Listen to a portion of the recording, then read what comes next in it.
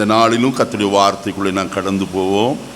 1 ராஜாக்களின் புஸ்தகம் 18ஆம் அதிகாரம் 36ஆம் வசனம் முதல் கொண்டு 39ஆம் வசனம் வரைக்கும் நான் வாசிக்க கேட்போம். செலுத்தும் நேரத்திலே தீர்க்கதரிசியாகிய எலியா வந்து ஆபிரகாமுக்கு ஈசாக்குக்கும் யாக்கோபுக்கும் தேவனாகிய கர்த்தாவே, இஸ்ரவேலிலே நீர் தேவன் என்றும் நான் உம்முடைய ஊழியக்காரன் என்றும் நான் இந்த காரியங்களெல்லாம் உடைய வார்த்தைகளின்படி செய்தேன் என்றும் இன்றைக்கு விளங்க பண்ணும்.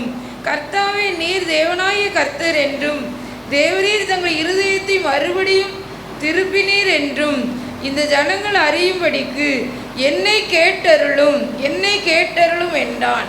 அப்பொழுது கர்த்தரிடத்திலிருந்து அக்கினி இறங்கி அந்த சர்வாங்க தகன பலியையும் விறகுகளையும் கற்களையும் மண்ணையும் பட்சித்து வாய்க்காலிலிருந்து தண்ணீரையும் நக்கி போட்டது. ஜனங்கள் எல்லாரும் இதை கண்டபோது முகங்குப்புற விழுந்து கர்த்தரே தெய்வம், கர்த்தரே தெய்வம் என்றார்கள். தலைகளை தாழ்த்தி ஜெபிக்கலாம். பரலோகத்தின் நல்ல பிதாவே, நல்ல வேளைக்காய் ஸ்தோத்திரம். ஆசீர்வதிக்கப்பட்ட இந்த நேரத்திலும் பரிசுத்த சன்னிதானத்தில் நாங்கள் ஒரு சிறு கூட்டமாய் கூடி கர்த்தரை ஆராதிக்க எங்களுக்கு நீர் பாராட்டி நம்முடைய தயவுகளுக்கு ஸ்தோத்திரம். விசேஷமாய் இன்றைக்கும் உம்முடைய வார்த்தைகளை எங்களுக்கு தந்திருக்கிறீர். உம்முடைய வார்த்தைகளை கொண்டு எங்களோடு நீர் இடைப்படுவீராக. வார்த்தைகள் ஆவியாயும் ஜீவனாயும் இருக்கிறது. அது எங்களுக்குள்ள என்ன கிரியை செய்ய வேண்டும் என்று நீர் இந்த வசனத்தை அனுப்பியிருக்கிறீரோ அது கிரியை செய்யும்படியாக எங்களை அர்ப்பணிக்கிறோம். எங்களை சந்தியும், எங்களை மாற்றும், எங்களுக்குள்ள ஒரு புதிய கிருபைகளை அதிகமாய் பொழிய பண்ணும். அடியனை மறைத்து கொள்ளும், உம்மை மாத்திரம் உயர்த்த உதவி செய்யும். மீட்பர் இயேசுவின் நாமத்தில் பிதாவே, ஆமென். மறுபடியுமாய் 39வது வசனத்தை மட்டும் நான் வாசிக்கிறேன். ஜனங்கள் எல்லாரும் இதை கண்டபோது முகங்குப்புற விழுந்து கர்த்தரே தெய்வம், கர்த்தரே தெய்வம் என்றார்கள். கர்த்தருடைய பரிசுத்த நாமத்துக்கு ஸ்தோத்திரம் உண்டாவதாக.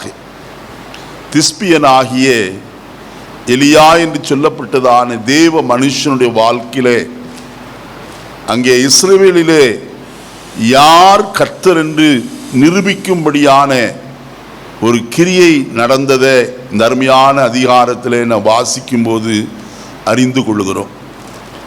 இந்த எலியா யார் என்று நாம் வசனத்தில் வாசிக்கிற வேளையில் அவன் தன்னை இவ்விதமாய் அறிமுகப்படுத்துகிறார்.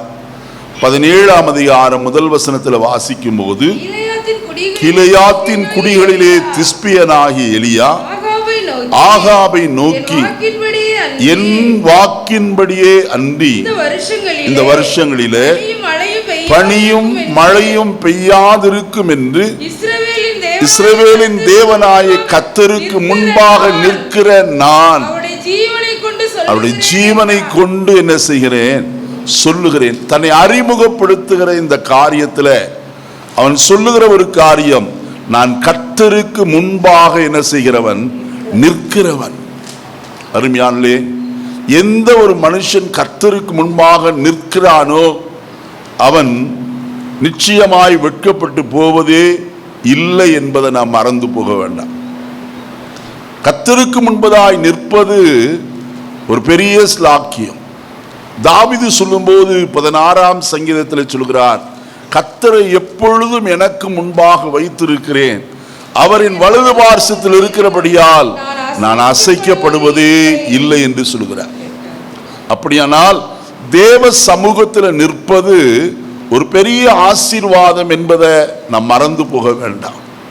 இந்த எலியாவுடைய வாழ்க்கையிலே சம்பவித்த காரியம், இரண்டாவது ஒரு காரியத்தை நான் சொல்ல வேண்டும் என்று சொன்னால், அவன் எப்பொழுதும் ஜெபிக்கிற ஒரு மனுஷனாய் காணப்பட்டவன்.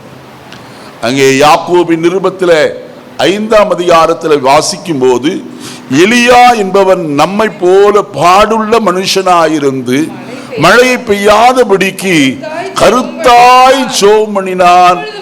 அப்பொழுது 3 வருஷமும் 6 மாதமும் பூமியின் மேல் மழை பெய்யவில்லை.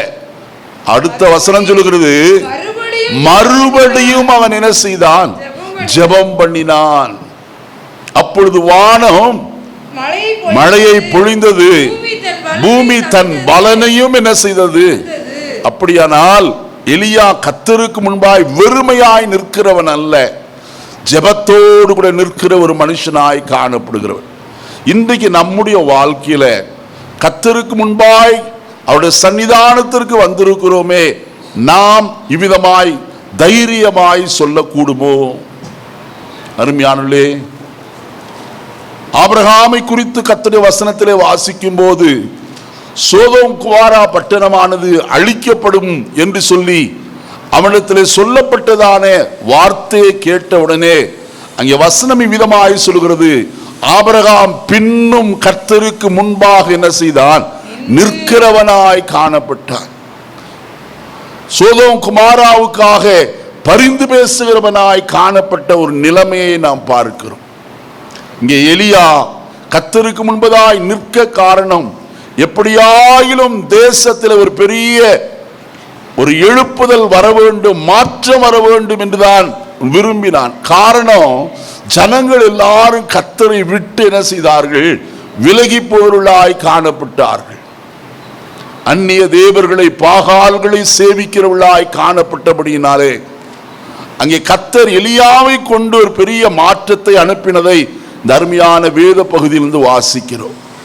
ஆனால் ஒன்று நான் இந்த காலைவெளியிலே சொல்ல விரும்புகிற காரியம், எலியா கர்மேல் பர்வதத்தில் ஆகாபும் அவனோடு சேர்ந்த 400 தீர்க்கதரிசிகளும் ஏசபேலின் தீர்க்க பந்தியிலே அசனம் பண்ணுகிற 450 தீர்க்கதரிசிகளும் ஆக 850 தீர்க்கதரிசிகளோடு கூட அங்கே ஆகாபும் தனி மனிதனாக எலியாவும் நின்று கொண்டு ஒரு பெரிய சவால் விடுகிறார். அக்கினியினால் உத்தரவு அருளும் தெய்வமே தெய்வம் என்று சொல்லி அவனுக்கு முன்பதாய் ஜனங்களை கர்மேல் பர்வதத்தில் கூடி வரும்படிக்கு செய்ததை நான் வாசிக்கிறேன். அப்படிப்பட்டதான இடத்துல முதலாவது எலியா சொல்லுகிற காரியத்தை நன்றாய் நாம் கவனிக்க வேண்டும். வாசிப்போமா? 18ஆம் அதிகாரம் 21வது வசனத்தை நான் வாசிக்கலாம். அப்பொழுது எலியா சகல ஜனங்களையும் ஜனத்தண்டைக்கு வந்து, நீங்கள் எந்த மட்டும் 2 நினைவுகளால் குந்தி குந்தி என்ன செய்வீர்கள்? நடப்பீர்கள். அருமையானே, 2 நினைவுகள் எந்த மட்டும் உங்களிடத்தில் காணப்படும். நான் இன்றைக்கு பேச போற செய்தியினுடைய தலைப்பு 2 காரியங்கள். அருமையானே, முதலாவது காரியம், நினைவுகள் 2ஆய் காணப்படுகிறது. ஒரே நினைவோடு கூட காணப்படாத ஜனம். அருமையானே, இந்த காலையிலே நான் ஒன்று உங்களோடு சொல்லட்டும், நம்முடைய வாழ்க்கையில நாம் எத்தனை நினைவுகளோடு கூட காணப்படுகிறோம்? நம்முடைய நினைவுகள் கர்த்தர் அறிந்திருக்கிறவைகள். ஏசாயா தீர்க்கதரிசியின் புஸ்தகம் 55ஆம் அதிகாரத்தில் வாசிக்கும் போது, என் நினைவுகள் உங்கள் நினைவுகளும் என் வழிகள் உங்கள் வழிகளும் அல்லவென்று கர்த்தர் சொல்லுகிறார். பூமியை பார்க்கிலும் வானங்கள் எப்படி உயர்ந்திருக்கிறதோ அப்படியே உங்கள் வழிகளை பார்க்கிலும் என் வழிகளும் உங்கள் நினைவுகளை பார்க்கிலும் என் நினைவுகளும் எப்படி இருக்கிறது? உயர்ந்து இருக்கிறது என்று எழுதப்பட்டிருக்கிறது. அப்படியானால் இந்த காலையிலே நம்முடைய நினைவு எப்படிப்பட்ட நினைவு? 2 நினைவோடு கூட இந்த காலையிலே தேவ சமூகத்தில் காணப்படுகிறோமா? பரிசுத்த வேதத்தில் அநேக நினைவுகளை குறித்து எழுதப்பட்டிருக்கிறத நாம் வாசிக்க முடியும். ஆதியாகமத்தின் புஸ்தகம் 6ஆம் அதிகாரம் 5ஆம் வசனத்தில் வாசிக்கும் போது, அவன் மனுஷனுடைய நினைவுகள் எல்லாம் நித்தமும் எப்படிப்பட்டது? பொல்லாதது என்று எழுதப்பட்டிருக்கிறத வாசிக்கிறோம். பொல்லாத நினைவுகளோடு கூட மனுஷன் காணப்படுகிறார். எரேமியா தீர்க்கதரிசியின் புஸ்தகம் 4ஆம் அதிகாரம் 14வது வசனத்தில் வாசிக்கிற வேளையில, எந்த மட்டும் அக்கிரம நினைவுகள் உன் இருதயத்தில் என்ன செய்யும்? தங்கும் என்று எழுதப்பட்டிருக்கிறது. இப்படி அநேக நினைவுகள் மனுஷனுடைய வாழ்க்கை என்ன செய்கிறது? ஆட்கொள்கிறது. பொல்லாத நினைவுகள், அக்கிரம நினைவுகள், எப்போதும் அக்கிரமத்தையே யோசித்துக் கொண்டிருக்கிறதான காரியங்கள். ஆனால் ஒரு தேவனுடைய பிள்ளைக்கு தேவனுடைய சிந்தை, தேவனை குறித்த ஒரு நினைவு காணப்பட வேண்டியது அவசியம். நம்முடைய நினைவுகள் எல்லாம் கர்த்தர் என்ன செய்கிறாராம், தூரத்திலிருந்து அறிகிறார் என்று சொல்லி 139ஆம் சங்கீதத்தில் வாசிக்கிறோம். எபிரேயர் 4ஆம் அதிகாரம் 12வது வசனத்தில் வாசிக்கும் போது வசனம் சொல்கிறது, நம்முடைய இருதயத்தின் நினைவுகளையும் என்ன செய்கிறார், வகையறுக்கிறவராய் காணப்படுகிறார் என்று எழுதப்பட்டிருக்கிறது. நம்முடைய நினைவுகள் எல்லாம் கர்த்தர் அறிந்தவை, நம்முடைய யோசனைகளை அறிந்தவை. இயேசு ஒரு சந்தர்ப்பத்தில் ஜனத்தோடு கூட பேசிக் கொண்டிருந்த போது ஜனங்கள் அவரை குறித்த நினைவு அக்கிரமமாய் காணப்பட்டது, பொல்லாத நினைவுகளோடு கூட காணப்பட்டார். இவர் பெயல்செபூலை கொண்டு பிசாசுகளை என்ன செய்கிறான், துரத்துகிறான் என்று சொல்லி சொன்னார்கள். அருமையானே, லூக்கா எழுதின சுவிசேஷம் 7ஆம் அதிகாரத்தில் வரும்போது பரிசேயருடைய வீட்டுக்கு விருந்துக்கு கடந்து போனதான இயேசு கிறிஸ்துவை குறித்து அந்த வீட்டின் பரிசேயனாகிய சீமோன் இவ்விதமாய் நினைத்தான், இவர் தீர்க்கதரிசியாயிருந்தால் இவளை தொட்டவர் இன்னார் என்றும் இப்படிப்பட்டவள் என்றும் என்ன செய்திருப்பாரே, அறிந்திருப்பாரே என்று சொல்லி இவள் பாவியா இருக்கிறாளே என்று தனக்குள்ளே சொல்லிக் கொண்டாள் என்றுதான் எழுதப்பட்டிருக்கிறது. இயேசு உடனே ஒரு ஓமையை சொல்லுகிறத வசனத்தின் மூலமாய் வாசிக்கிறோம். நம்முடைய இருதயத்தின் நினைவுகள் எல்லாவற்றையும் கர்த்தர் என்ன செய்திருக்கிறார், நன்றாய் அறிந்திருக்கிறார்.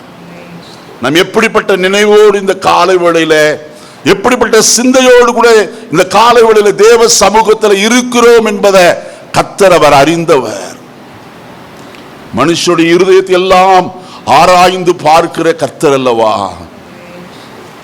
எரேமியா தீர்க்கதரிசன புஸ்தகம் 17ஆம் அதிகாரம் 9வது வசனத்தில் பார்க்கும் போது வசனம் சொல்கிறது, எல்லாவற்றையும் பார்க்கிலும் இருதயமே திருக்குள்ளதும் மகா கேடுள்ளதுமாய் இருக்கிறது, அதை அறியத்தக்கவன் யார் என்று வசனத்தில் வாசிக்கிறோம். கர்த்தரோ நம்முடைய இருதயத்தை அறிந்திருக்கிறவர். தாவீதை குறித்து கர்த்தர் சொல்லும் போது அவர் இவ்விதமாய் சொல்லுகிறார், அவன் என் இருதயத்திற்கு ஏற்றவன் என்று சொல்லி. ஆனால் அதே தாவீதுதான் 66ஆம் சங்கீதம் 18வது வசனத்தில் சொல்லும் போது, அக்கிரம நினைவுகள் என் உள்ளத்தில் இருக்குமானால் தேவன் எனக்கு என்ன செய்ய மாட்டார், செவி கொடுக்க மாட்டாரே என்று சொல்லி சொல்லுகிறத நாம் பார்க்கிறோம். அருமையானவர்களே, இன்றைக்கு நம்முடைய வாழ்க்கையில நம்முடைய ஜெபத்திற்கு தடை விரிவிக்கிற ஏதாகிலும் கர்த்தருக்கு மாறுபாடான சிந்தையோ நினைவுகளோ இருக்குமானால் அதை மாற்ற வேண்டியது நம்மேல் விழுந்த கடமை. யோவான் எழுதின சுவிசேஷம் 6ஆம் அதிகாரம் 67ஆம் வசனம் முதற்கொண்டு நாம் வசனத்தில் வாசிக்கிற வேளையிலே அங்கே இவ்விதமாய் சொல்லப்பட்டிருக்கிறத பார்க்கலாம். இயேசு 12 நோக்கி, நீங்களும் போய்விட மனதாயிருக்கிறீர்களோ என்று கேட்டார். ஏன்? 60வது வசனம் அதற்கு பதில் சொல்கிறது, இவைகளை கேட்டபோது இது கடினமான உபதேசம், யார் இதை என்ன செய்வார்கள், கேட்பார்கள். கேட்கிறதற்கே ரொம்ப சங்கடம், இனி எப்படி பின்பற்றுவார்கள்? இது கடினமான உபதேசம், யார் இதை என்ன செய்வார்கள், கேட்பார்கள் என்று சொல்லி சொன்னார். இயேசு சொன்ன வேற ஒரு காரியம் இல்லை. ராபோஜனத்தை குறித்து அவர் சொல்லுகிறார், இது என்னுடைய சரீரம், இது என்னுடைய இரத்தமாயிருக்கிறது, இதை புசிக்க வேண்டும், பானம் பண்ண வேண்டும் என்று சொல்லி இயேசு சொன்னதான காரியத்தை அவர்கள் புரிந்து கொள்ளாதபடிக்கு அவர்கள் சொன்ன காரியம் இது கடினமான உபதேசம், யார் இதை கேட்பார்கள்? அந்நேரம் முதற்கொண்டு அவரில் அநேகர் அவரை விட்டு செய்தார்கள், பின்வாங்கி போனார்கள். ஆகினால் தான் இயேசு சீஷரை பார்த்து கேட்கிறார் என்னவென்று, நீங்களும் போய்விட எப்படி இருக்கிறீர்களோ, மனதா இருக்கிறீர்களோ? அதற்கு சீமோன் பேதுரு கொடுத்ததான பதில் தான் மிக மேன்மையான ஒரு பதில். அவன் சொல்லுகிறார், அவனுக்கு பிரதியுத்தரமாக, ஆண்டவரே, யாரிடத்தில் போவோம்?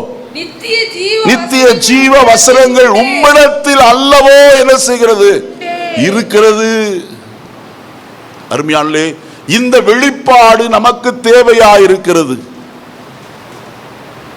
ஆவிக்குரியவர்கள் என்று சொல்கிறோம். எது ஆவிக்குரிய சிந்தை என்று அறியாமல் ஜீவிக்கிறோம். யார் ஆவிக்குரியவர்கள் என்று அறியாமலே காணப்படுகிறோம்.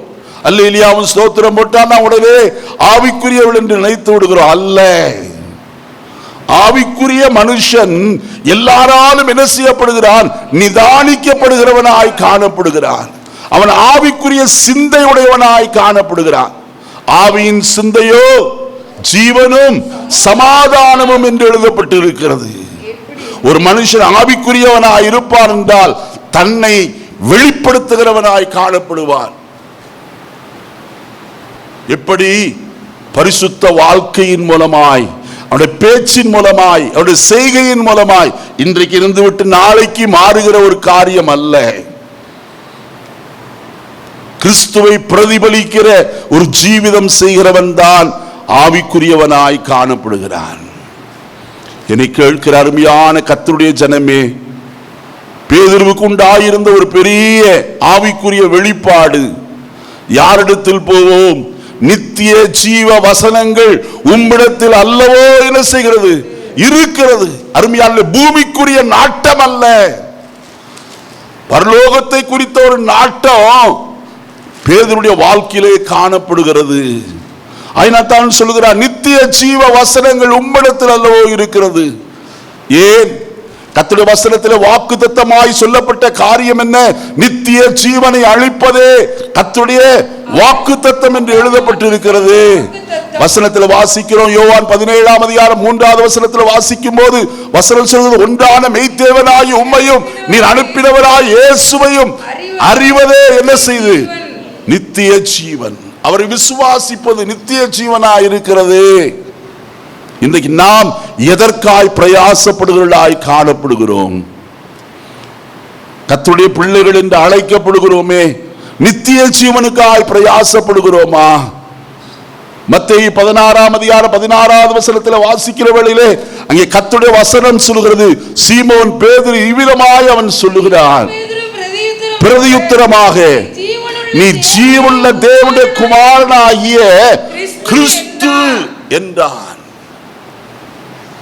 அருமையானே, நீ ஜீவனுள்ள தேவனுடைய குமாரனாகிய கிறிஸ்து. அந்த வெளிப்பாடு இயேசு சொல்கிறார், இது மாம்சமும் ரத்தமும் இதை உனக்கு என்ன செய்யல? வெளிப்படுத்தவில்லை. பரலோகத்தில் இருக்கிற என் பிதாவே இதை உனக்கு என்ன செய்திருக்கிறார்? வெளிப்படுத்தி இருக்கிறார். அப்ப கிறிஸ்து யார் என்கிற ஒரு வெளிப்பாடு எல்லாருக்குள்ளும் காணப்பட வேண்டியது அவசியம். இயேசு கேட்கிறார், தம்மை குறித்து ஜனங்கள் என்னவென்று சொல்லுகிறார்கள்? பலரும் பலவிதமாய் சொல்லுகிறார் என்று சொல்லப்பட்டது. நீங்கள் என்ன நினைக்கிறீர்கள்? அதற்குத்தான் பேதுரு பதில் சொல்லுகிறார். இயேசு சொல்லுகிறார், இது மாம்சமும் ரத்தமும் இதை உனக்கு என்ன செய்யல? வெளிப்படுத்தலப்பா. பரலோகத்தில் இருக்கிற என் பிதாவே உனக்கு இதை என்ன செய்திருக்கிறார்? வெளிப்படுத்தி இருக்கிறார். ஆயினால் அவன் சொல்லுகிறார், யாரிடத்தில் போவோம்? நித்திய ஜீவ வசனங்கள் உம்மிடத்தில் அல்லவோ இருக்கிறது. இன்னைக்கு நம்முடைய ஜீவத்தில் கர்த்தருடைய பக்கமாய் சாய்ந்திருக்கிறோமா? அல்லது நம்முடைய சிந்தை உலகத்தின் பேரில் காணப்படுகிறதா? ரூத்தின் புஸ்தகத்தில் வாசிக்கும் போது ரூத் 1ஆம் அதிகாரம் 16வது வசனத்திலிருந்து ரூத்தை குறித்து விதமாய் சொல்லப்பட்டு இருக்கிறத பார்க்கிறோம். அதற்கு ரூத், நான் உம்மை விட்டு உம்மை பின்பற்றாமல் உம்மை விட்டு திரும்பி போவதை குறித்து என்னோட என்ன செய்ய வேண்டாம்? பேசவே வேண்டாம். ஓர்வால் போய்விட்டால் போய்விடட்டும், ஆனால் என்னை குறித்து நீர் என்ன செய்ய வேண்டாம்? பேசவே வேண்டாம். என்னை திரும்பி போ என்று சொல்லுகிற பேச்சு இதோடு நிற்கட்டும். ஏன் தெரியுமா? மாமியே, நான் உம்மை என்ன செய்வேன்? பின்பற்றி வருவேன். நீர் எங்கே போனாலும் நான் என்ன செய்வேன்? உம்மை தொடர்ந்து நான் வருவேன். அவள் சொன்ன வார்த்தை, அந்த வசனத்தை வாசிப்போம். 16வது வசனத்திலிருந்து, நானும் வருவேன், நீ தங்கும் இடத்தில் நானும் தங்குவேன், உம்முடைய ஜனம் என்னுடைய ஜனம், உம்முடைய தேவன் என்னுடைய தேவன். அருமையானவர்களை நன்றாய் கவனிக்க வேண்டும். இவள் மோவாபிய வம்சத்தை சேர்ந்தவள். மோவாபியர் 10ஆம் தலைமுறை மட்டும் சபைக்கு உட்படலாகாது என்று சொல்லி நாம் வசனத்தில் வாசிக்கிறோம். வாசிப்போமா? என்னாகமத்தின் புஸ்தகம் 23ஆம் அதிகாரம் 1வது வசனத்திலிருந்து வாசிக்கலாம். என்னாகமம் 23 முதல் வசனம். இல்லம்மா மன்னிக்கணும். உபாகமத்தின் புஸ்தகம் மன்னிக்கணும் 23ஆம் அதிகாரம் முதல் வசனம். விதையடிக்கப்பட்டவனும் கோசமாறுபட்டவனும் கர்த்தருடைய சபைக்கு உட்படலாகாது. பிள்ளையும் கர்த்தருடைய சபைக்கு உட்படலாகாது. அவனுக்கு 10ஆம் தலைமுறை ஆனவனும் கர்த்தருடைய சபைக்கு உட்படலாகாது. அம்மோனியனும் மோவாபியனும் கர்த்தருடைய சபைக்கு என்ன செய்யலாகாது? உட்படலாகாது. அருமையானே, ஏன் மோவாபியன் கர்த்தருடைய சபைக்கு உட்படலாகாது என்று சொன்னால், இஸ்ரவேல் ஜனங்கள் வாக்குத்தத்தம் பண்ணப்பட்ட நாட்டிற்கு நேராய் போய்கொண்டிருக்கிறார்கள்.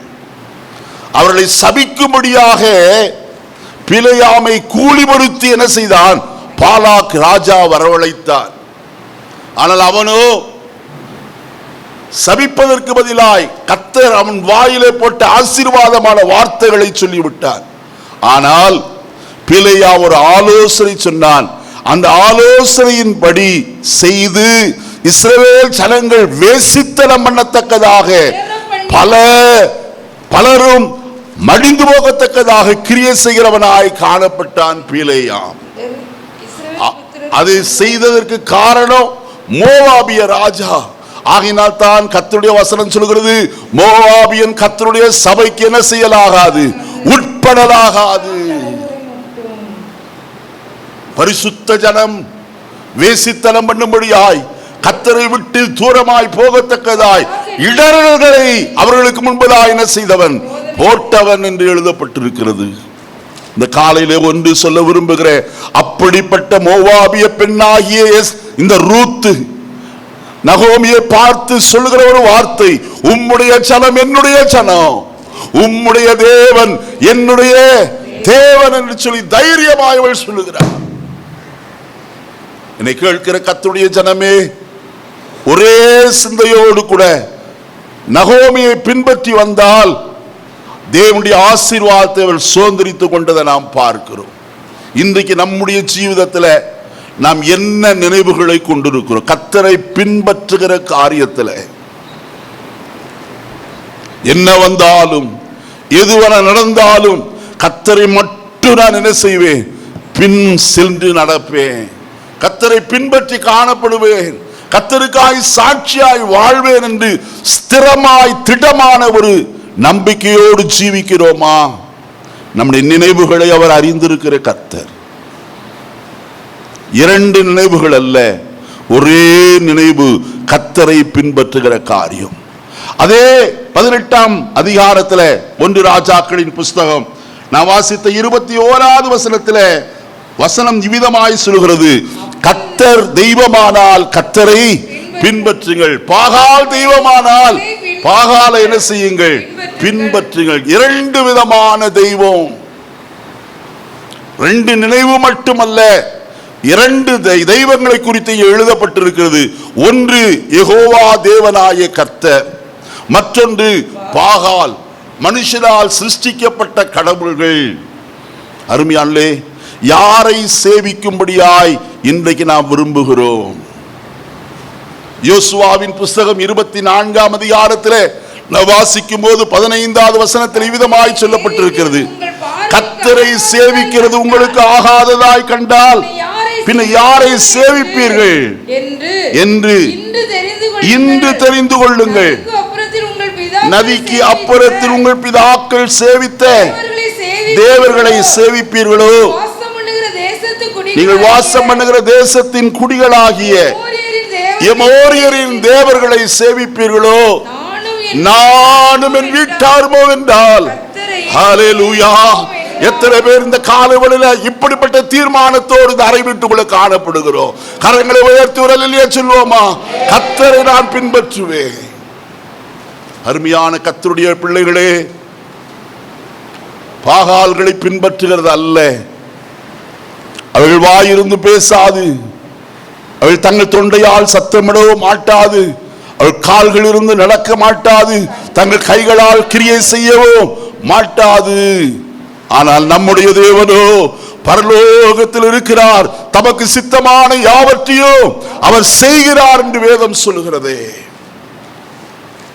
ஜீவனுள்ள தேவனை விட்டு விலகுவதற்கு ஏதுவான அவிசுவாசம் உள்ள பொல்லாத இருதயம் உங்களில் ஒருவனுக்குள்ள இராதபடிக்கு எச்சரிக்கையாயிருங்கள். அருமையானே, கர்த்தருடைய வசனம் எவ்வளவு ஆணித்தரமாய் நமக்கு எச்சரிப்பாய் கடந்து வருகிறது. எபிரேயருக்கு எழுதின நிருபத்திலே தான் அந்த வசனத்தை நாம் வாசிக்கிறோம். வாசிப்போமா? எபிரேயருக்கு எழுதின நிருபம் 3ஆம் அதிகாரம் 12வது வசனத்தை வாசிக்கிறோம். சகோதரரே, ஜீவனுள்ள தேவனை விட்டு விலகுவதற்கு ஏதுவான எப்படிப்பட்ட இருதயம்? அவிசுவாசமுள்ள இருதயம். அவிசுவாசம் நமக்குள்ளே வருமானால் நாம் அவரை விட்டு விலகுகிறவர்களாய் காணப்படுவோம். நமக்குள்ள அவிசுவாசத்திற்கு நாம் ஒரு நாளும் என்ன செய்யாதிருப்போமாக, இடம் கொடாதிருப்போமாக. சீஷருடைய வாழ்க்கையில படவிலே இயேசு இருக்கிறார். சீஷர்கள் தவித்தார்கள். போதகரே, நாங்கள் மடிந்து போகிறது, உமக்கு கவலை இல்லையா என்றார்கள். இயேசு எழுந்திருந்து காற்றையும் கடலையும் அமர்த்தி சாந்தப்படுத்தி விட்டு அவர்களை பார்த்து கேட்டார், ஏன் உங்களுக்கு விசுவாசம் இல்லாமற் போயிற்று? அவிசுவாச சிந்தை நமக்கு வேண்டாம். கர்த்தர் எனக்கு எல்லாவற்றையும் செய்ய வல்லவர். அருமையானே, ஷாத்ராக், மேஷக், ஆபேத்நேகோ என்பவருடைய வாழ்க்கையில நாம் அறிந்திருக்கிறோமே. தீச்சூளைக்கும் அவர்கள் என்ன செய்யல? பயப்படவே இல்லை. தீச்சூளை 7 மடங்கு அதிகமாக்கப்பட்டது. ஆனாலும் அவர்கள் சொன்னதான வார்த்தை, நாங்கள் ஆராதிக்கிற எங்கள் கர்த்தர் எங்களை தப்புவிக்க எப்படிப்பட்டவர்? வல்லவராயிருக்கிறார். அருமையானே, அவிசுவாசத்திற்கு ஒருவர் இடம் கொடுத்து தேவனை விட்டு விலக நம்முடைய வாழ்க்கையை ஒப்புவிக்க வேண்டாம். கர்த்தருடைய வசனத்தில் என்ன வாசிக்கும் போது கர்த்தருடைய வசனம் சொல்லுகிறது ஆபிரகாமை குறித்து. ரோமருக்கு எழுதின 4ஆம் அதிகாரத்தில் வாசிக்கிறோம், அவன் விசுவாசத்தில் பலவீனமா இருக்கவே இல்லை. மற்றொரு வசனத்தில் வார்த்தையில நாம் வாசிக்கும் போது அங்கே சொல்லுகிறான், அவிசுவாசமா இராமல் என்று எழுதப்பட்டிருக்கிறத நாம் பார்க்கிறோம். வாசிப்போமா 20வது வசனத்தை? தேவனுடைய வாக்குத்தத்தத்தை குறித்து அவன் அவிசுவாசமா இராமல். தேவனுடைய வார்த்தை வானமும் பூமியும் ஒளிந்து போனாலும் அந்த வார்த்தை என்ன செய்யாது? ஒளிந்து போகாதே. தேவன் சொன்னதை செய்கிறவர், தேவன் மாற்றுகிறவர் அல்ல. ஒரு தரம் விளம்பினதை நான் என்ன செய்திருக்கிறேன்? 2 முறை கேட்டிருக்கிறேன். வல்லமை தேவனுடையது என்று எழுதப்பட்டிருக்கிறது. காலையில வாசித்தோமே. அருமையான கர்த்தருடைய ஜனமே, அவிசுவாசத்திற்கு ஒரு கால இடம் கொடுக்க வேண்டாம். தேவன் நம்ம எந்த சூழ்நிலையின் வழியாய் நடத்தினாலும் தேவன் சகலவற்றை அறிந்திருக்கிற கர்த்தர் உங்களை அந்த வாக்குத்தத்தத்தை சுதந்தரிக்கும்படிக்கு நிச்சயம் வைக்கிறவராய் காணப்படுவார். வாக்குத்தத்தம் பண்ணினவர் வாக்கு மாறாதவராய் காணப்படுகிறாரே. வாக்குத்தத்தம் பண்ணினவர் உண்மை உள்ளவர் என்று எழுதப்பட்டிருக்கிறது. வாக்குத்தத்தத்தை நிறைவேற்ற அவர் எப்படிப்பட்டவர்? வல்லவராய் இருக்கிறார் என்று முழு நிச்சயமாய் நம்பினான் என்று ஆபிரகாமை குறித்து சொல்லப்பட்டிருக்கிறது.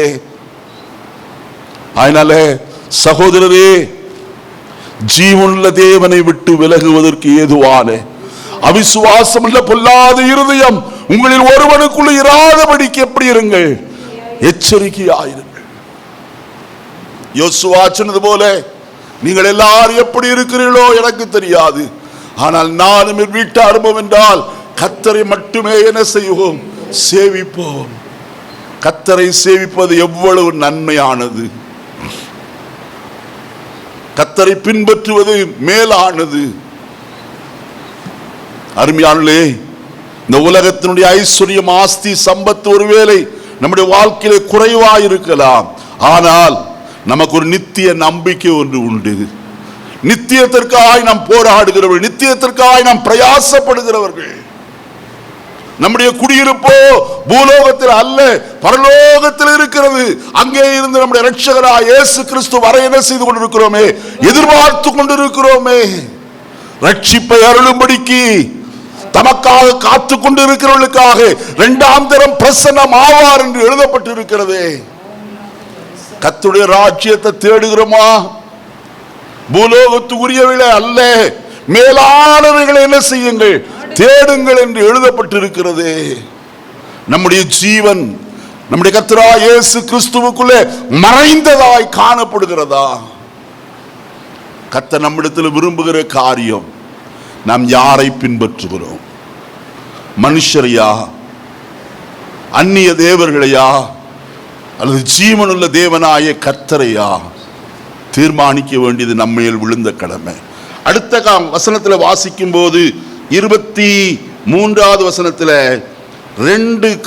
ரெண்டு விதமான தீர்க்கதரிசிகளை குறித்து வாசிக்கிறோம். 22வது வசனம், கர்த்தரின் தீர்க்கதரிசிகளும் பாகால்களின் தீர்க்கதரிசிகள் என்று ரெண்டு விதமாய் சொல்லப்பட்டிருக்கிறத வாசிக்கிறோம்.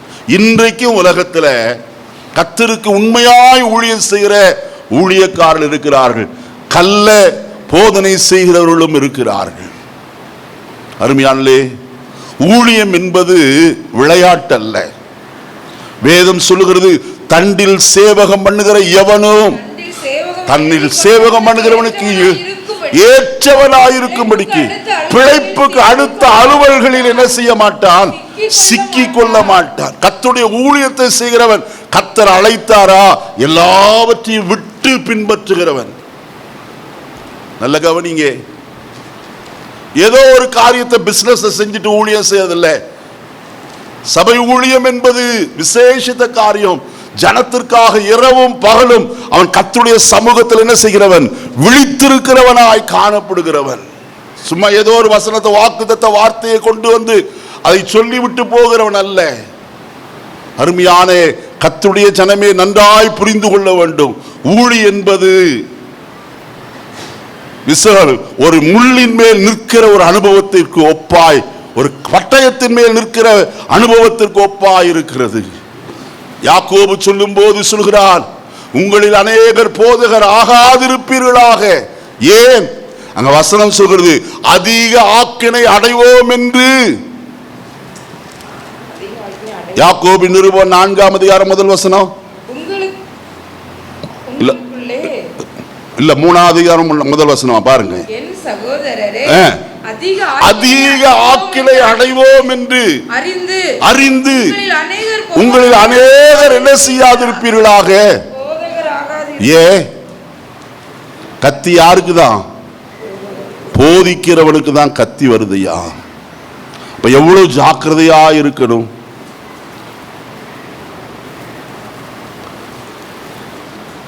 பிசினஸ் பண்ணி ஊழியம் செய்வதை நான் குறை சொல்லது, அவங்களுக்கு கொடுத்த கிருபை. ஆனால் சபை ஊழியம் செய்வதற்கு விசேஷித்த அழைப்பு தேவை. அவன் தன் மந்தையின் மேல் எப்படி இருக்க வேண்டும்? கவனமுள்ளவனாய் காணப்பட வேண்டும். அப்போஸ்தலனாகிய பவுல் அப்போஸ்தல நடபடிகளின் புஸ்தகம் 20ஆம் அதிகாரத்தில் எபேசு சபையின் மூப்பர்களை பார்த்து அவர் சொல்லுகிறதான வார்த்தை இவ்விதமாயிருக்கிறது. வாசிப்போமா? 31வது வசனத்தை. ஆனபடியால் நான் 3 வருஷமாய் இரவும் பகலும் கண்ணீரோடு அவனவனுக்கு புத்தி சொல்லி கொண்டு வந்ததை நினைத்து என்ன செய்யுங்கள்? விழித்திருங்கள். என்ன புத்தி சொல்லி கொண்டு வந்தார்? வசனம் அங்கே சொல்லுகிறது, 20வது வசனம், பிரயோஜனமானவைகளில் ஒன்றையும் என்ன செய்யாமல் நான் உங்களுக்கு என்ன செய்யல, மறைத்து வைக்கல. பிரயோஜனமானது என்ன? அங்க வசனம் சொல்லுகிறது 26வது வசனத்தை வாசிப்போம். தேவனுடைய ஆலோசனை. அருமையானே, தேவனுடைய ஆலோசனையை ஒன்று நான் என்ன செய்யல, மறைத்து வைக்கல. அங்க வசனத்துல வாசித்த 2 முறை 20வது வசனத்திலே பிரயோஜனமானது. எது பிரயோஜனம்? தேவனுடைய ஆலோசனை பிரயோஜனமானது. அதை நான் உங்களுக்கு என்ன செய்யல? மறைத்து வைக்கவில்லை. இந்த ஆலோசனை எப்பொழுது கிடைக்கும்? கர்த்தருடைய பாதத்தில் விழுந்து கிடக்கும் போதுதான். தேவ சமூகத்தில் இரவும் பகலும் ஆத்துமாக்களுக்காய் உத்தரவாதம் பண்ணுகிறவன் சபையை நடத்துகிற ஊழியக்காரன். எபிரேயருக்கு எழுதின நிருபம் 13ஆம் அதிகாரம் 15வது வசனத்தில் வாசிக்கிற வேளையிலே வசனம் அங்கே இவ்விதமாய் சொல்லுகிறது. எபிரேயர் 13:17வது வசனம், உங்களை நடத்துகிறவர்கள் உங்கள் ஆத்துமாக்களுக்காய் உத்தரவாதம் பண்ணுகிறவர்களாய். நன்றாய் கவனிங்க. உங்களை நடத்துகிறவர்கள் உங்கள் ஆத்துமாக்களுக்காய் என்ன செய்கிறார்கள்? உத்தரவாதம் பண்ணுகிறவர்கள். மாம்சீக ஜீவனுக்கு உத்தரவாதம் அல்ல, பொருளாதாரத்திலே உத்தரவாதம் அல்ல. எதிலே? ஆத்துமாக்களை குறித்து அந்த ஆத்துமா ஈடேறும்படியாய், கர்த்தருடைய ராஜ்யத்தில் போய் சேரும்படியாய். நாமோ கெட்டு போகிறதற்கு பின்வாங்குகிறவர்களாயிராமல் ஆத்துமாக்கள் ஈடேற என்ன செய்கிறவர்களாய் இருக்கிறோம். வசனத்தை வாசிப்போமா? எபிரேயருக்கு எழுதின நிருபம் 10ஆம் அதிகாரத்தில் அந்த வசனம் இருக்கிறது. வாசிப்போம். எபிரேயர் 10ஆம் அதிகாரம் வாசிப்போம். கடைசி வசனம், நாமோ கெட்டு போக பின்வாங்குகிறவர்களாயிராமல் ஆத்துமா ஈடேற விசுவாசிக்கிறவர்களாய் இருக்கிறோமே. அருமையானே, ஒரு போதகனுடைய வேலை என்ன? ஆத்துமா ஈடேறுவதற்கு அவனை விசுவாசத்தில் நிலைப்படுத்தும் ஆலோசனை சொல்வது. அதற்காக அவன் விழித்திருக்கிறவனாய் காணப்படுகிறான். விழித்திருக்கிறவன் பகல் அல்ல, இரவிலும் அவன் விழித்திருக்கிறவன். ஏன்? பவுல் சொல்கிறார். அப்போஸ்தலர் 20ஆம் அதிகாரத்தில் நான் வாசிக்கும் வசனத்தில் வாசிக்கும் போது 28வது வசனத்திலிருந்து வாசிப்போம். ஆகையால் உங்களை குறித்தும் தேவன் தம்முடைய சுய இரத்தத்தினாலே சம்பாதித்த தமது சபையை மேய்ப்பதற்கு பரிசுத்த ஆவி உங்களை கண்காணிகளாய் வைத்த மந்தை முழுவதையும் குறித்து எப்படி இருங்க? எச்சரிக்கையாயிருங்கள். நான் போன பின்பு மந்தையை தப்ப விடாத கொடிதான ஓநாய்கள் உங்களுக்குள்ள என்ன செய்யும்? ஓநாய் வருமாம். எதற்கு? ஆடுகளை பீறி போடுவதற்கு, ஆடுகளை கொள்வதற்கு. அருமையானே, இயேசு சொல்லும் போது சொன்னார், திருடன் திருடவும் கொல்லவும் அழிக்கவும் வருகிறான் என்று வேறு ஒன்றுக்கும் வரா, நானோ இவங்களுக்கு ஜீவன் உண்டாயிருக்கு, அந்த ஜீவன் பரிபூர்ணப்பட வந்தேன் என்று சொன்னார். மந்தை முழுவதற்கும் அவன் எப்படிப்பட்டவனாய் இருக்கிறான்? கண்காணியாயிருக்கும்படிக்கு கர்த்தர் அவனை ஏற்படுத்தி வைத்திருக்கிறார். அடுத்த வசனத்தை வாசிப்போம். நான் போன பின்பு மந்தையை தப்ப விடாத கொடிதான ஓநாய்கள் உங்களுக்குள்ளும் வரும். அடுத்தது, உங்களிலும் சிலர் எழும்பி சீஷர்களை தங்களிடத்தில் இழுத்துக்கொண்டு மாறுபாடானவைகளை என்ன செய்வார்கள்? இதுதான் இன்னைக்கு நடக்கிற காரியம். 2 பேதுரு 3ஆம் அதிகாரம் 1 வசனத்தில் வாசிக்கும் போது அங்க வசனம் சொல்லுகிறது, கள்ள தீர்க்கதரிசிகள் இருந்தார்கள். அப்படியே உங்களுக்குள்ளும் கள்ள போதகர்கள் இருப்பார்கள். வாசிங்க. அவர்கள் கேட்டுக்கு ஏதுவான வேத புரட்டுகளை 2 பேதுரு 2ஆம் அதிகாரம் 1வது வசனம், மன்னிக்கணும், வாசிங்க. அவர்கள் கேட்டுக்கு ஏதுவான முதல்ல இருந்து வாசிங்க. கள்ள தீர்க்கதரிசிகள் ஜனங்களுக்குள்ளே இருந்தார்கள். உங்களுக்குள்ளும் கள்ள போதகர்கள் இருப்பார்கள். அவர்கள் கேட்டுக்கு ஏதுவான வேத புரட்டுக்களை என்ன செய்து தந்திரமாய் நுழைய பண்ணி தங்களுக்கு கிரயத்தை கொண்ட ஆண்டவரை என்ன செய்வார்கள்? மறுதலிப்பார்கள். தங்களுக்கு தீவிரமான அழிவை என்ன செய்வார்கள்? அருமையானவர்களே, யாக்கோபு மந்தை மேய்க்கிறவன். ஆனால் அவனுடைய வாழ்க்கையில் நன்றாய் தெரியும், அவன் தன் மாமனாகிய லாபானுக்கு முன்பதாய் சொல்லுகிறான், பகலிலே களவு போனதையும் இரவிலே களவு போனதையும் உமக்கு தருகிறேன். அப்ப தன் மந்தையை காத்து கொள்கிறதிலே ஜாக்கிரதையற்றவனாய் காணப்பட்டான். ஆனால் தாவீதை பாருங்கள், அங்கே சவுலுக்கு முன்பதாய் சாட்சி சொல்லுகிறான், ஒரு விசை என் தகப்பனுடைய ஆடுகளை மேய்த்து கொண்டிருந்த போது ஒரு சிங்கம் வந்தது, ஒரு கரடியும் வந்தது. மந்தையில் இருக்கிற ஒரு ஆட்டை என்ன செய்தது? அது பிடித்து கொண்டது. நான் அதை தொடர்ந்து போய் அதை அடித்து அதன் வாய்க்கு என்ன செய்தேன்? ஆட்டை தப்புவித்தேன். அது என் மேல் பாய்ந்த போது நான் அதை என்ன செய்தேன்? கொண்டு போட்டேன். என்னை கேட்கிற கர்த்தருடைய மக்களே, மெய்ப்பன் எப்படிப்பட்டவனாய் இருக்க வேண்டும்? கர்த்தருடைய மந்தையின் மேல் விழிப்பாய் ஜாக்கிரதை உள்ளவனாய் காணப்பட வேண்டும். மந்தையை விசாரிக்கிற மெய்ப்பனாய் காணப்பட வேண்டும். இந்த நாட்களிலே மந்தையை மேய்க்கிற மெய்ப்பர் எப்படிப்பட்டவர் என்று நிதானித்து நாம் கர்த்தரை பின்பற்ற வேண்டியது அவசியமான ஒரு காரியம். அடுத்த ஒரு காரியம், கர்த்தருடைய வசனத்திலே நான் வாசிக்கும் போது வசனம் சொல்லுகிறது, 18ஆம் அதிகாரம் 23வது வசனத்தை வாசிக்கலாம்.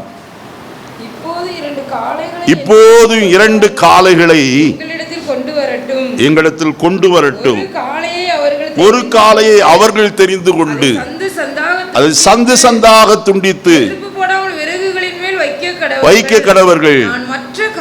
நான் மற்ற காளையை அப்படியே செய்து நெருப்பு போடாமல் என்ன செய்வேன்? விறகுகளின் மேல் வைப்பேன். 2 விதமான பலிகள்.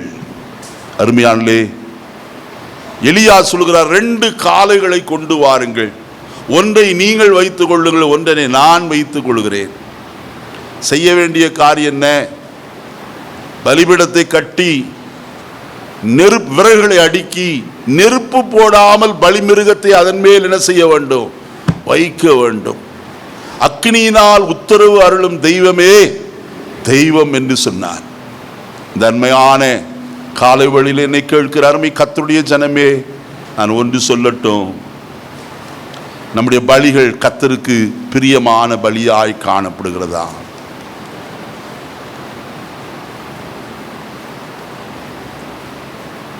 அந்நிய அக்னியை கொண்டு வருவதல்ல. ஆரோனின் குமாரராகிய நாதாபும் அபியூவும் அந்நிய அக்னியை கொண்டு வந்தபடியினாலே அவர்கள் கர்த்தருடைய சன்னதியில் என்ன செய்தார்கள்? அவர்கள் இறந்து போனார்கள். அந்நிய அக்னி ஒரு காலும் தேவனுடைய சபையிலே இறங்கலாகாது. பலியின் மேல் கர்த்தருடைய அக்னி இறங்க வேண்டும். பரலோகத்தின் அக்கினி நம்மேல் இறங்க நாம் விட்டு கொடுக்க வேண்டும். 2 விதமான பலிகளை அங்கே செலுத்துகிறத நாம் பார்க்கிறோம். 2 பலிபீடங்கள் கட்டப்பட்டது அங்கே. முதலாவது பலிபீடத்தில் அங்க வசனத்தில் வாசிக்கிற வேளையில வசனம் இவ்விதமாய் சொல்லப்படுகிறத பார்க்கலாம்.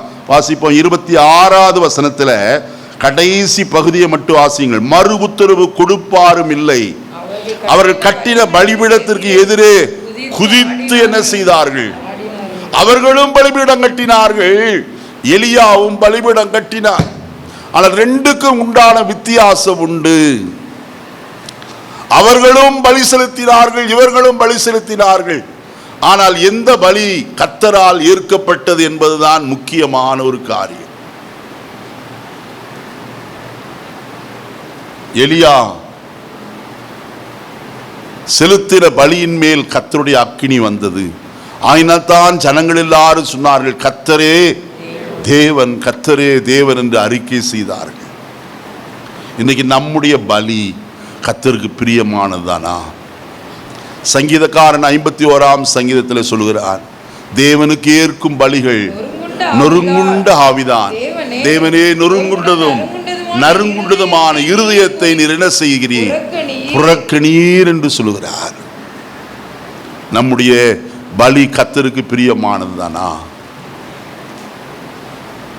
கர்த்தருடைய வேதத்தில் வாசிக்கிறோம். எபிரேயர் 13ஆம் அதிகாரத்தில் வாசிக்கும் போது, உதடுகளின் கனியாகிய ஸ்தோத்திர பலி என்று எழுதப்பட்டிருக்கிறது.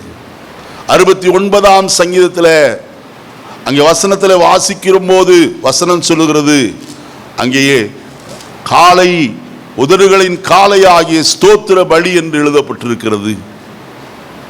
நம்முடைய ஜீவிதத்தில் கர்த்தரை எவ்விதமாய் ஸ்தோத்திரிக்கிறோம்? தாவீது சொல்கிறார், கர்த்தரை நான் எக்காலத்திலும் ஸ்தோத்திரிப்பேன், அவர் துதி எப்போதும் என்னுடைய வாயில் இருக்கும் என்று சொன்னானே. கர்த்தரை நாம் ஸ்தோத்திரிக்கிற ஒவ்வொரு ஸ்தோத்திரமும் அவருக்கு பலியாய் காணப்படுகிறது. 69ஆம் சங்கீதத்தில் வாசிக்கலாமா இந்த வசனத்தை? 69ஆம் சங்கீதம் 30வது வசனத்திலிருந்து வாசிங்க. தேவனுடைய நாமத்தை பாட்டினால் துதித்து அவரை ஸ்தோத்திரத்தினால் என்ன செய்யுங்க? மகிமைப்படுத்துங்கள்.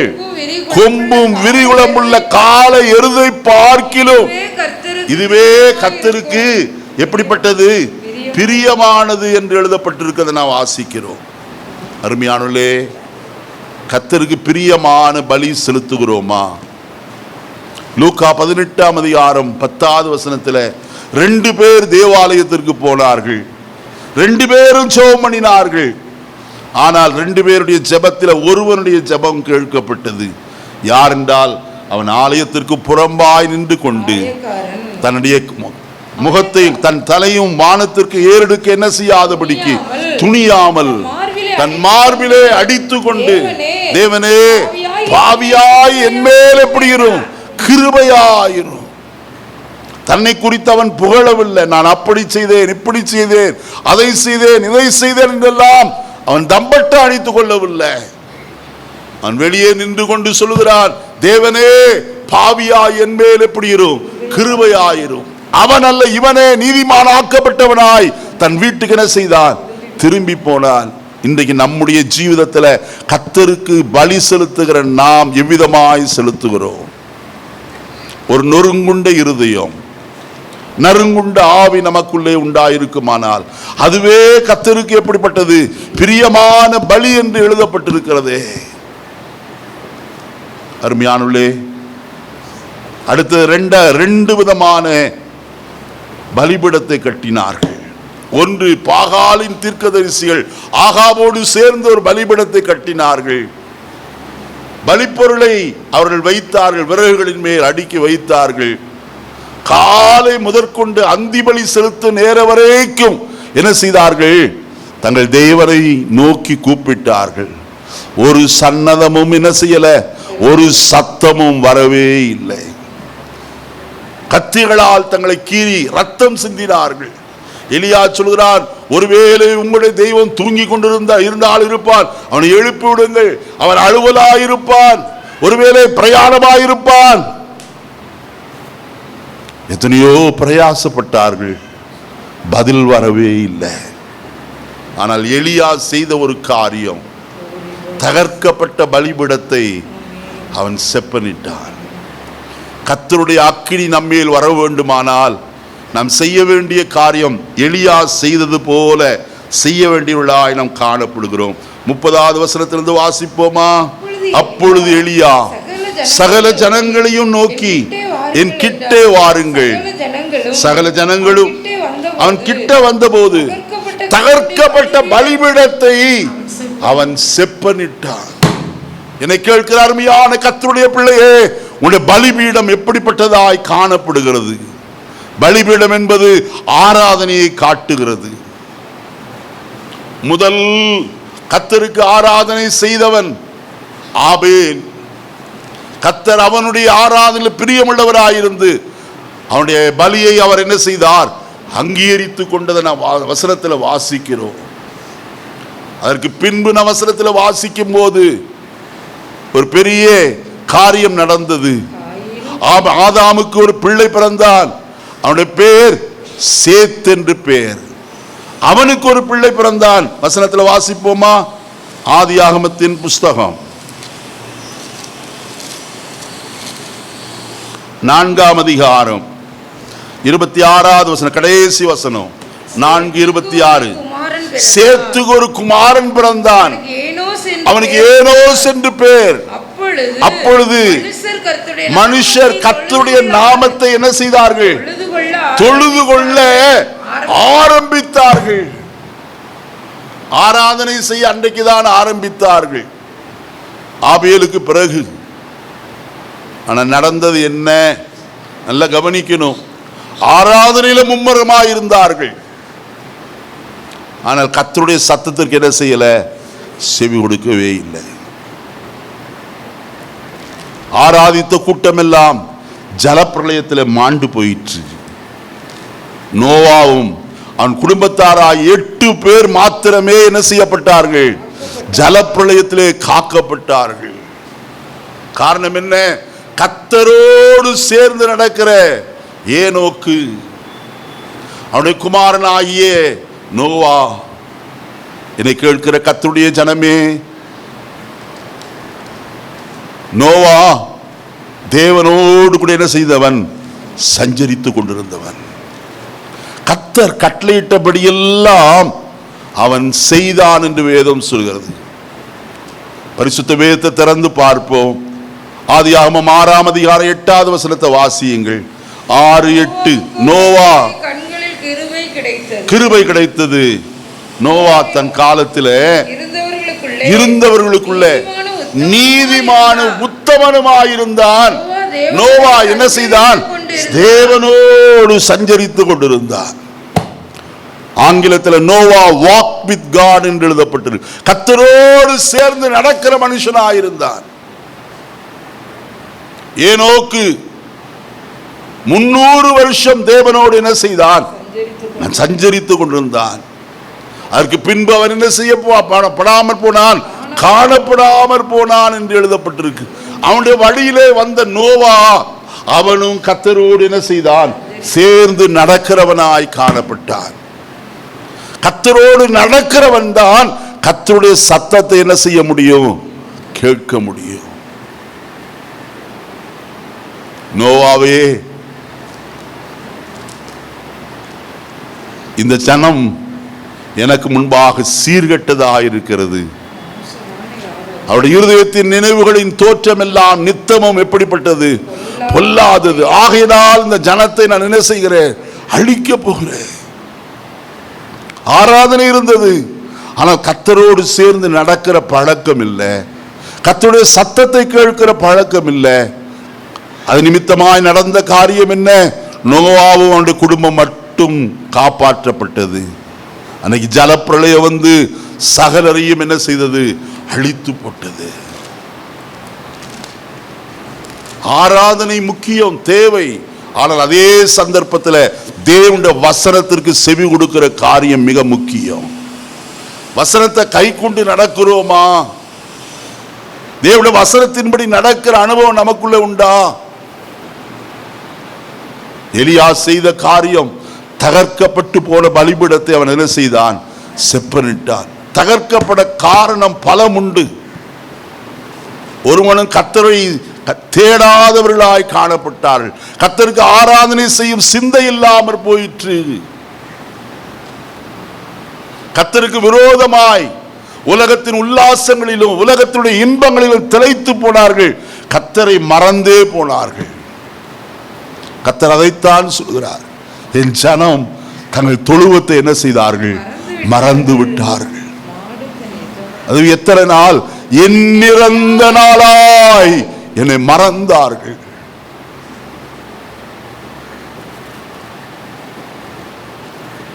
யசூரன் கொழுத்து ஸ்தூலித்து நினந்துண்ணி எட்டி உதைத்தான் என்று வேதம் சொல்கிறது. இஸ்ரவேல் ஜனங்கள் கர்த்தரையே தூரமாய் தள்ளிவிட்டு கர்த்தரை ஆராதியாதபடிக்கு பலிபீடம் ஆராதனை குறித்த சிந்தையும் எண்ணமும் இல்லாமற் போனபடினால் அந்த பலிபீடம் தகர்க்கப்பட்டு போயிற்று. எலியா தகர்க்கப்பட்ட பலிபீடத்தை அவன் மறுபடியும் செப்பனிட்டான். 12 கற்களாலே அதை கட்டினான். அதன் மேல் விறகுகளை அடுக்கினான். காலையை சந்து சந்தாய் துண்டித்து அதன் மேல் வைத்தான். அதோடு நின்று விடவில்லை. இப்படியே கர்த்தரிடத்தில் ஜெபித்திருந்தால் நிச்சய அக்கினி வந்து பட்சித்திருக்கும். ஆனால் பாகாலுடைய தீர்க்கதரிசி சொல்லுவார்கள், எலியா பலிபீடத்தின் அடியிலே நெருப்பை வைத்திருந்தான் என்று. ஆகையினால் தான் 12 குடம் தண்ணீரை அந்த பலியின் மேல் என்ன செய்தான்? ஊற்றுகிறவனாய் காணப்பட்ட. விறகு எல்லாம் நனைந்து போய்விட்டது. இப்பொழுது எலியா கர்த்தரை நோக்கி ஒரு சிறிய ஜெபந்தான் செய்கிறார். அவனுடைய ஜெபத்தை தான் கர்த்தருடைய வசனத்தில் என்ன வாசித்தோம்? ஆபிரகாம், ஈசாக்கு, யாக்கோபு என்னும் தேவனாகிய கர்த்தாவே, நீர் அவர்களுக்கு தேவன். அவனுடைய ஜெபத்தை நன்றாய் கவனிக்க வேண்டும். ஆபிரகாமுக்கும் ஈசாக்குக்கும் யாக்கோபுக்கும் நீர் யாராய் இருக்கிறீர்? தேவனாய் இருக்கிறீர். அவர்களை அழைத்தவர் நீர், அவர்களை வழி நடத்தினவர் நீர், அவர்களை ஆசீர்வதித்தவர் நீர், அவருடைய பெயரை பெருமைப்படுத்தினவர் நீர். அந்த தேவன் என்னுடைய தேவன். 63ஆம் சங்கீதத்தில் சங்கீதக்காரனாகி தாவீது சொல்லும் போது, தேவனே நீர் என்னுடைய தேவன் என்று சொல்லுகிறார். அருமையானவர்களே, இங்கே எலியா அழைக்கிற காரியம் ஆபிரகாம், ஈசாக்கு, யாக்கோபு என்பவருடைய தேவனே என்று சொல்லி, நீர் என்னுடைய தேவன் அப்பா. மோசேக்கு முச்செடி புதரிலே தன்னை வெளிப்படுத்தும் போது கர்த்தர் அப்படித்தான் சொன்னான். ஆபிரகாமுக்கும் ஈசாக்குக்கும் யாக்கோபுக்கும் தேவனாய கர்த்தர் உன்னை சந்திக்க வந்திருக்கிறேன் என்று சொல்லி, இன்றைக்கு நம்முடைய தேவன் நம்முடைய முற்பிதாக்களின் தேவனாய் காணப்படுகிறவர். அவர் நம்முடைய முற்பிதா என்று எப்படி சொல்லக்கூடும்?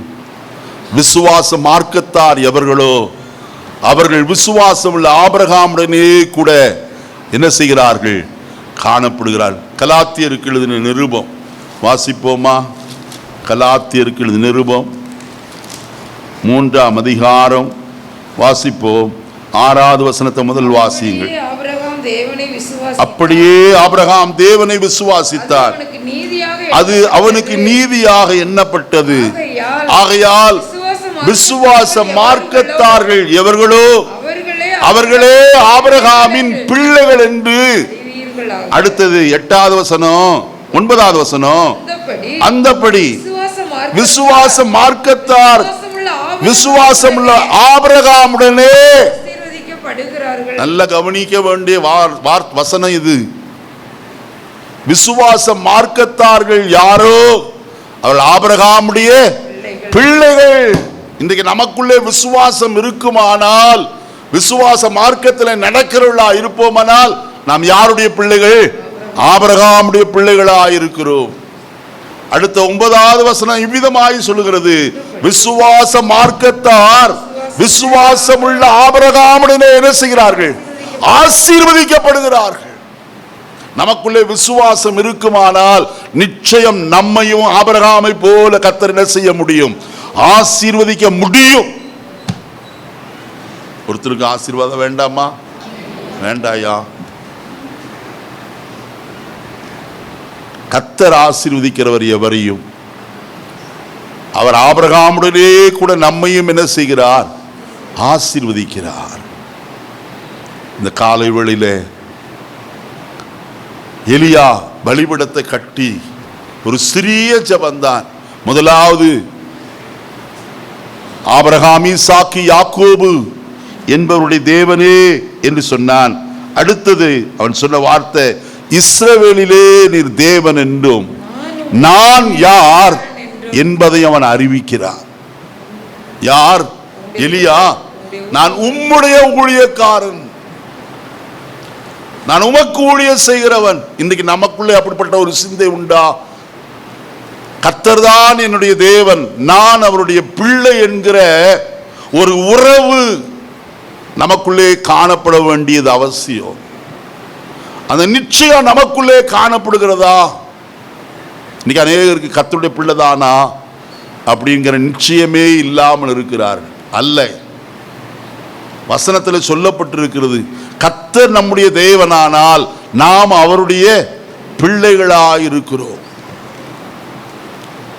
1 யோவான் 3ஆம் அதிகாரம் 1வது வசனத்தில் நான் வாசிக்கும் போது, நாம் தேவனுடைய பிள்ளைகள் என்று அழைக்கப்படுவதினாலே என்று எழுதப்பட்டிருக்கிறது. நாம் தேவனுடைய பிள்ளைகள் என்று அழைக்கப்படுகிறோம். எப்படி? யோவான் 1 வசனத்தில் வாசிக்கும் போது அவருடைய நாமத்தின் மேல் விசுவாசமுள்ளவர்களாகி அவரை ஏற்றுக்கொண்டவர்கள் எத்தனை பேர்களோ அத்தனை பேர்களும் யாராயிருக்கிறார்கள்? தேவனுடைய பிள்ளைகள் ஆகும்படிக்கு அவர்களுக்கு அதிகாரம் கொடுத்திருக்கிறார். We got authority from the Lord. ஒரு அதிகாரத்தை நாம் பெற்றிருக்கிறோம். என்ன அதிகாரம்? நான் தேவனுடைய பிள்ளை. எத்தனை பேர் இந்த காலை வேளையில சொல்ல முடியும்? ஆமா, உங்களுக்கு போய் போதகம் பண்றேன் பாரு.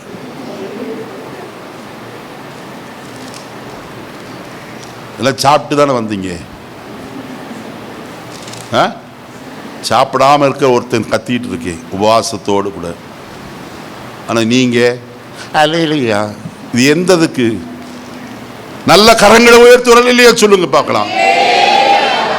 நாம் மரித்தவர்கள் அல்ல, ஜீவனுள்ள தேவனுடைய பிள்ளைகளாக இருக்கிறோம். ஜீவனுள்ளவர்கள் எப்போதும் விழிப்பாக இருக்க வேண்டியது அவசியம்.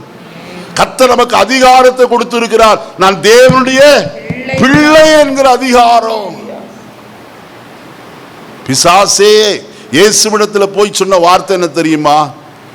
நீ தேவனுடைய குமாரனே ஆனால் இங்கிருந்து என்ன செய்யும்? தாழ குதியும். தூதர்கள் உம்மை தம்முடைய கைகளில் ஏந்திக் கொள்வார்கள் என்று எழுதியிருக்கிறது என்று சொன்னார். There is no doubt. அவர் யார்தான்? தேவனுடைய குமாரன் தான். அருமையானே, தேவனுடைய குமாரன் என்று எப்படி தெரியும்? வசனத்தை வாசிக்கலாமா? ரோமருக்கு எழுதின நிருபம் 1 5வது வசனமா 6வது வசனமா பாருங்க. ரோமர் 1:5 வசனம். மாம்சத்தின்படி தாவீதின் சந்ததியில் பிறந்தவரோ பரிசுத்தமுள்ள ஆவியின்படி தேவனுடைய சுதன் என்றும் மரித்தோரிலிருந்து உயிரோடு எழுந்ததினால் அவர் பலமாய் ரூபிக்கப்பட்ட தேவகுமாரன். ஹல்லேலூயா. தூதன் அவரை குறித்து சொன்னான், அவர் உன்னதமான தேவனுடைய குமாரன் என்ன செய்வாராம்? எண்ணப்படுவார். அவர் சாதாரணமானவர் அல்ல, உன்னதமான தேவனுடைய குமாரன். அது எப்படி நிரூபிக்கப்பட்டது? அவர் மரித்தோர்ந்து உயிரோடு எழுந்ததினாலே பலமாய் ரூபிக்கப்பட்டு தேவகுமாரனுமாய் காணப்படுகிறார். அது எந்த டவுட்டும் இல்லை. ஆனால் பிசாசு டவுட்டை கொண்டு வர வந்தான். எப்போதுமே சந்தேகத்தை கொண்டு வர வந்தான். நீ தேவனுடைய பிள்ளையா? நீ தேவனுடைய பிள்ளையா இருந்தா இதெல்லாம் நடந்திருக்குமே. கர்த்தர் ஜெபத்தை கேட்டிருப்பாரு. ஏன் கேட்கல? ஏன் கடன் பிரச்சனை மாறல? ஏன் இப்படிப்பட்ட பிரச்சனைகள் வருகிறது உனக்கு? அருமையாளே, நான் ஒன்று சொல்ல வேண்டும். இயேசு சொன்னதான ஒரு வார்த்தை, உன் தேவனாய கர்த்தரை பரீட்சை பாராதிருப்பாயாக. என்ன செய்யக்கூடாது? பரீட்சை பாராதிருப்பாயாக. யோனா தானா விழுந்திருந்தா மீன் வந்திருக்காது, ஒண்ணு வந்திருக்காது. ஆனா தூக்கி போட்டதுனால தான் கர்த்தர் ஒரு மீனை என்ன செய்திருந்தார்? ஆயத்தம் பண்ணி இருந்தார். யோனாவை விழுங்க கப்பல் பக்கத்திலே அது வாயை திறந்து உட்கார்ந்துட்டு இருந்துச்சு. இந்த நாளிலே என்னை கேட்கிற அருமையான கர்த்தருடைய ஜனமே, இயேசு தேவகுமாரன் தான். அப்படியானால் நீங்களும் நானும் அவரை விசுவாசிப்பதினாலே யார் என்று அழைக்கப்படுகிறோம்? தேவனுடைய பிள்ளைகள் என்று அழைக்கப்படுகிறோம். இந்த ஸ்லாக்கியம் எவ்வளவு பெரிய ஸ்லாக்கியம்! தேவனுடைய புத்திரர் ஆவியினால் நடத்தப்படுகிறவர்கள். நியாயப்பிரமாணத்தின்படி அல்ல, கர்த்தருடைய வசனத்தின்படி நடக்கப்படுகிறவர்கள். அருமையானே, இந்த காலையிலே கர்த்தருடைய வசனத்தை சற்று கவனிப்போம். எலியா ஜெபத்திலே சொல்லுகிறான், நான் உம்முடைய ஊழியக்காரன், நான் கர்த்தருடைய பிள்ளை என்று சொல்லி தைரியமாய் சொல்வோமாக. அடுத்தது வசனத்தில் சொல்லும் போது அவன் சொல்லுகிறான், இந்த காரியத்தை எல்லாம் யாரின் வார்த்தையின்படி செய்? உம்முடைய வார்த்தை, என் சுய சித்தம் அல்ல. நல்ல கவனிக்கணும். இன்றைக்கு நம்முடைய சுய சித்தத்தை விரும்புகிறோம், சுய விருப்பத்தை நிறைவேற்ற பார்க்கிறோம். ஆனால் எலியா சொல்லுகிறான், இதையெல்லாம் உம்முடைய வார்த்தையின்படியே செய்தே. வார்த்தையின்படிதான் செய்தானா? ஆமாம். கர்த்தருடைய வசனத்தின்படி நாம் பார்ப்போமானால் அதை அப்படித்தான் செய்தான் என்று சொல்லி கர்த்தருடைய வசனத்திலே நான் வாசிக்க முடியும். வாசிப்போமா கர்த்தருடைய வசனத்தை? 1 ராஜாக்களின் புஸ்தகம் 18ஆம் அதிகாரம் 8வது வசனத்தை நான் வாசிப்போமா? நான் தான், நீ போய் இதோ எலியா மன்னிக்கணுமா, 18ஆம் அதிகாரம் முதல் வசனத்தை முதல் வாசிங்க. அநேக நாள் சென்று 3ஆம் வருஷம் ஆகையில் கர்த்தருடைய வார்த்தை எலியாவுக்கு உண்டாகி, நீ போய் ஆகாபுக்கு உன்னை செய். கர்த்தருடைய வார்த்தையின்படி தானே செய்தான். எத்தனை பேர் ஒத்துக்கொள்றீங்க? கர்த்தருடைய வார்த்தையின்படி செய்யணும். கர்த்தருடைய வார்த்தை என்ன சொல்கிறதோ அதற்கு முழுவதுமாய் நம்மை அர்ப்பணிக்க வேண்டும். நம்முடைய சுயசித்த ஒரு நாள் ஆகாது. இயேசு கெத்சமனே தோட்டத்தில் ஜெபித்தது நமக்கு தெரியும். அவர் ஜெபிக்கும் போது சொன்னார், பிதாவே இந்த பாத்திரம் என்னை விட்டு நீங்க கூடுமாகில் நீங்கும்படிக்கு செய்யும், ஆயினும் என்னுடைய சித்தத்தின்படி அல்ல உம்முடைய சித்தத்தின்படியே ஆக கடவுதி. மனுஷிக சித்தம் அல்லையா, தெய்வீக சித்தத்தை நிறைவேற்ற நாம் அழைக்கப்பட்டிருக்கிறோம். தேவனுடைய சித்தத்தின்படி செய்கிறவன் எவனோ அவன் கர்த்தருக்குள் என்ன செய்கிறவன்? நிலைத்திருக்கிறவனாய் காணப்படுகிறவன். தேவ சித்தத்தை நிறைவேற்றுகிறோமா? எந்த காரியத்திலும், நம்முடைய பிசினஸ் காரியமானாலும் நம்முடைய குடும்ப வாழ்க்கையிலானாலும் எந்த காரியத்திலேயும் தேவ சித்தம் நிறைவேறுவதற்கு நம்மை ஒப்பு கொடுக்க வேண்டும். எலியா கர்த்தரை பார்த்து சொல்லுவோம், உம்முடைய வார்த்தையின்படி தாயா ஆகாபுக்கு என்னை காண்பித்து இந்த பலிபீடத்தை கட்டி இருக்கிறேன். அடுத்து அவன் சொல்கிற வார்த்தை நன்றாய் கவனியுங்கள், வாசிப்போம். கர்த்தாவே நீ தேவனாய கர்த்தர் என்றும் தேவரீர் தங்கள் இருதயத்தை மறுபடியும் திருப்பினீர் என்றும் இந்த ஜனங்கள் அறியும்படிக்கு என்னை என்ன செய்ய, என் ஜெபத்தை கேளு ஐயா. ஒருவேளை நீங்க நினைக்கலாம், எலியா இத்தினூண்டு ஜெபந்தான பண்ணனா இந்த ஜெபத்துக்கா கர்த்தர் பதில் தந்தார். நம்மளும் கூட சொல்றோம், ஆண்டவரே இந்த சுருக்கமான ஜெபத்துக்கு என்னது பெருக்கமா, என்ன ஜெபம்? சுருக்கமான ஜெபம், ஆனா பெருக்கமா அள்ளி கொடுக்கணுமா கர்த்தர். அப்படியா எலியா காணப்பட்டான்? இல்லை. நாம் யாக்கோபின் நிருபத்தில் வாசிக்கும் போது எலியா என்பவன் நம்மை போல பாடுள்ள மனுஷனாயிருந்தோம், மழை பெய்யாதபடிக்கு கருத்தாய் ஜெபம் பண்ணான். எத்தனை நாட்கள்? 3 வருஷமும் 6 மாசமும் விடாப்பிடியாய் ஜெபம் பண்ணி கொண்டே இருக்கிறான். ஒவ்வொரு நாளும் சொல்லுவார், கர்த்தாவே மழை தேசத்தில் பெய்யக்கூடாது. ஏன்னா நான் சொல்லிட்டு வந்திருக்கிற ஆகாபுக்கு மழை பெய்யாதும் பனியும் பெய்யாது என்று சொல்லி ஒவ்வொரு நாளும் ஜெபித்து கொண்டிருந்தவன் தான். இப்பொழுது 3.5 வருஷமாகி கர்த்தர் உன்னை காண்பி என்று சொன்ன போது போய் நின்று கொண்டு கர்த்தரை நோக்கி ஒரு சிறிய ஜெபம் பண்ணினான். கர்த்தர் பெருக்கமான நன்மையை கர்த்தர் என்ன செய்தார்?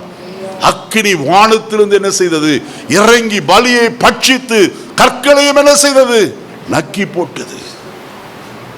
காலையிலே விடாப்பிடியாய் ஜெபம் பண்ணுவோம், கருத்தாய் ஜெபம் பண்ணுவோம். கர்த்தர் தம்மை யார் என்று நம் மூலமா என்ன செய்வார்? தேசத்தில் விளங்க பண்ணுகிறவராய் காணப்படுவார். இந்த காலையிலே நான் ஒன்று சொல்லி நிறைவு செய்ய விரும்புகிறேன். 2 நினைவு நமக்கு வேண்டாம், 2 விதமான ஆராதனை நமக்கு வேண்டாம், 2 விதமான பலிபீடம் நமக்கு வேண்டாம். நமக்கு ஒரே ஒரு கர்த்தர் உண்டு. அவர் பரலோகத்தில் இருக்கிறார். அவருக்கு சித்தமானதை செய்கிறவர். நாம் அவருடைய சித்தத்தை நிறைவேற்றி கடைசியில் கர்த்தருடைய ராஜ்யத்தில் சேர்க்கப்பட ஆயத்தப்படுவோம். நாம் எல்லாரும் எழுந்து நிற்போம், கர்த்தரை நோக்கி பார்ப்போமே. எலியாவின் ஜெபத்திற்கு பதில் தந்த கர்த்தர், என்னை கேட்கிற அருமையான கர்த்தருடைய ஜனமே, உங்களுடைய ஜெபத்திற்கு அவர் பதில் கொடுக்க உண்மையுள்ளவராயிருக்கிறார்.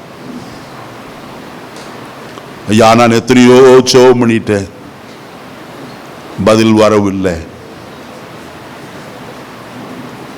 காலங்கள் கடந்து போனாலும் நாம் ஏறெடுத்த ஜெபத்தை அவர் புறக்கணிக்கிறவர் அல்ல, கேளாதவர் போல காணப்படுகிறவர் அல்ல. ஜெபத்திற்கு மறு உத்தரவு அருளி செய்கிற கர்த்தர். ஆயினால் தான் சங்கீதக்காரன் சொன்னான், ஜெபத்தை கேட்கிறவரே, மாம்சமான யாவரும் உம்மிடத்தில் வருவார்கள். நம்முடைய ஜெபத்திற்கு பதில் உண்டு, நிச்சயமாகவே பதில் உண்டு. எலியாவின் ஜெபத்தை கேட்டு அக்கினியை வானத்திலிருந்து வர்ஷிக்க பண்ணி பலிப்பொருளை பட்சித்த அதே கர்த்தர் இந்த நாட்களிலே நம்முடைய வாழ்க்கையிலும் நன்மை செய்ய போதுமானவராக இருக்கிறார். நம்மை அவருடைய கரத்தில் ஒப்பு கொடுப்போம். ஜெபத்தில் உறுதியாய் தரித்திருப்போம். மேன்மையான காரியத்தை கர்த்தரிடத்திலிருந்து பெற்றுக்கொள்வோம். பரலோகத்தின் நல்ல பிதாவே, நல்ல வேளைக்காய் ஸ்தோத்திரம். இந்த காலையில் எங்களோடு நீர் பேசின உம்முடைய ஜீவனுள்ள வார்த்தைகளுக்காய் நாங்கள் உமக்கு நன்றி சொல்லுகிறோம். இன்றைக்கும் ஆண்டவரே, நீர் கர்த்தர் என்பதை இந்த வசனத்தின் மூலமாக நீங்கள் அறிந்து கொள்ள எங்களுக்கு உதவி செய்தீர். எங்களுடைய வாழ்க்கையில் 2 நினைவுகள் அல்ல, 2 விதமான ஆராதனையும் அல்ல, 2 விதமான பலிபீடம் அல்ல. ஆண்டவரே, நாங்கள் ஒரு மனதோடு கூட உம்மை சேவிக்கவும் உம்மை பின்பற்றவும் உமக்கு சாட்சியாயிருக்கும் எங்களுக்கு அனுக்கிரகம் செய்யும்.